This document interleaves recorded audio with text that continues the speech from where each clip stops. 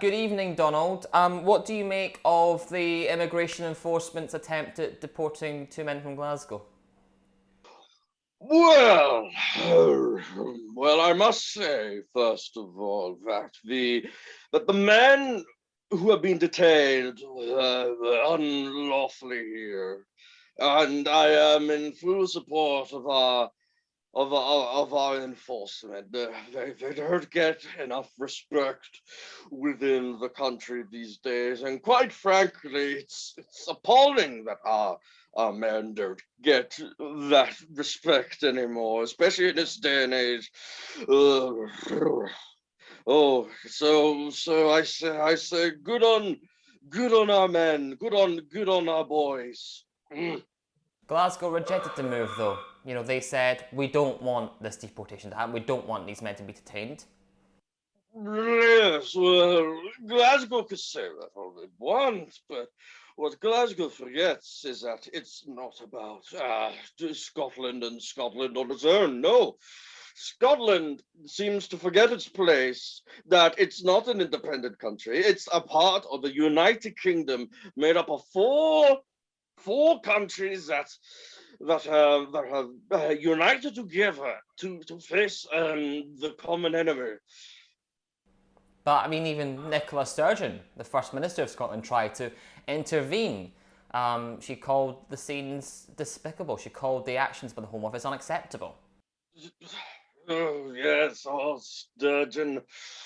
Yes, she can say that all she wants, but she must remember that she is not in charge of the whole of Great Britain. No, we have Boris Johnson as our Prime Minister, and what Boris says goes. Sometimes I feel that Nicola forgets her place within the government.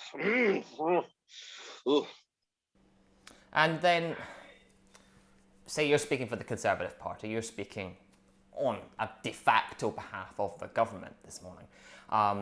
Can you guarantee to the people at home, to the people of Glasgow, that the Home Office will not be making another attempt to detain these men? Well, it's difficult to say in this moment of time. I don't believe that the whole affair is completely over with.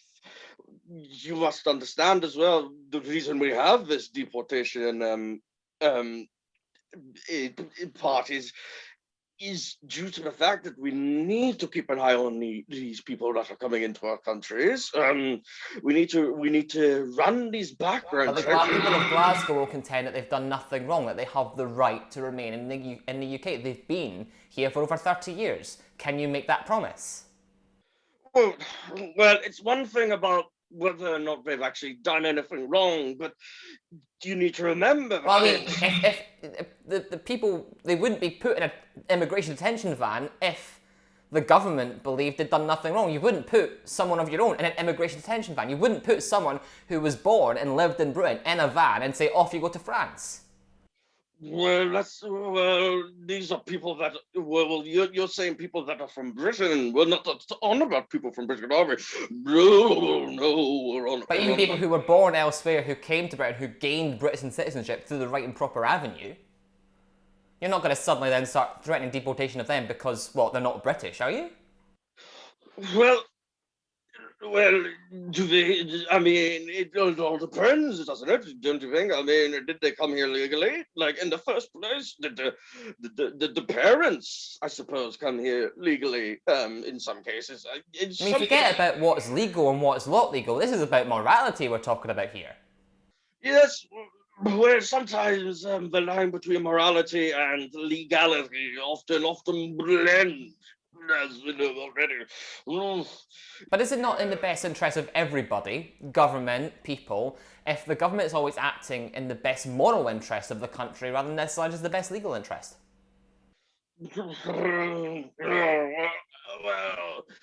It's a very, very, very difficult line. I mean, these foreigners, you see, I mean, these foreigners, they come over here and they demand to know what love is, and you just, it's a problem. I mean, my party is. I mean, sure. I mean, I understand the appeal of Britain. My party. I have to interrupt you there because you are just babbling at this point. The hostile environment policy. What is the Conservative justification for that? Why do we have to terrorise everyone who comes into this country? Well, who says we're terrorizing anyone? We just merely like to keep a close eye. One of his eyes on. Keeping a close eye or staring them down the throat with the barrel of a gun on their head? Well, I mean, if that's what will get the job done, yes. It's clear that you don't want immigrants in Britain, but what about expats? People who were born in Britain have gone to live in other countries. How would you feel if expats were said deported back to Britain by the host nations? How would you feel about that? Oh well, I would feel it would be an utter travesty. I mean, why would other countries deny great British people? But would you not secede? Would you not see that if the UK had the right to deport anyone it wanted, surely then the countries that are hosting us have the right to do exactly the same? It's one thing. Well, Britain has a higher standard, I believe, when it comes to immigration, and I believe that these countries, they don't realize the opportunities that British people can give their countries. I mean, we have scholars and doctors and great general leaders. These countries are missing out. Whereas I believe that because we are better educated as a nation, that immigrants coming to us. Oh no, I'm going to have to stop you there. We've run out of time. Thank you very much. Donald Fromage. I'm not done yet, though. I need to talk about my policies.